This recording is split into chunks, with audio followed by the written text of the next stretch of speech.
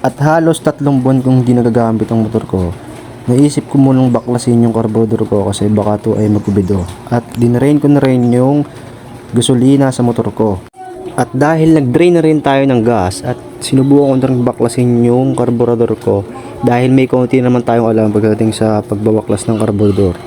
Sa part na to hindi lang kita sa video dahil meron ding maliliit na kung ano-ano na posibleng makabara sa piston ng ating carburetor.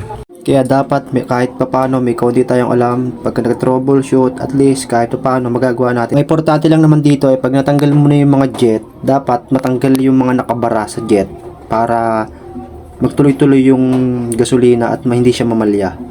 Kaya shoutout sa lahat ng mga mekaniko dahil hindi biro ang ginagawa nila sa mga motor natin dahil binubuhos nila lahat ng alam nila.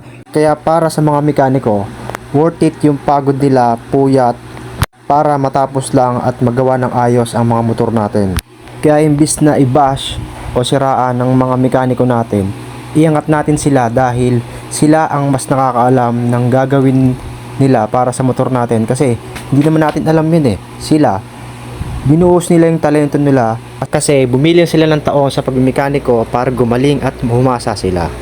Kaya para sa lahat ng mga mekaniko dyan, para sa inyo tong video na to dahil kayo ang inspirasyon namin para magawa ang mga motor namin. Yun lang.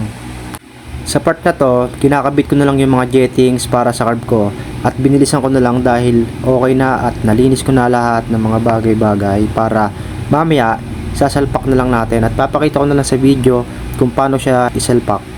At dito, cover na lang ang kinakabit natin at 2 tornilyo tapos hihigpitan. Maya-maya tapos na yan at papakita ko na. Sheesh! Sa part na to ay kinakabit at sinasalpak na lang natin yung nalinis nating carburetor at hihigpitan na lang natin yung tornilyo sa manifold.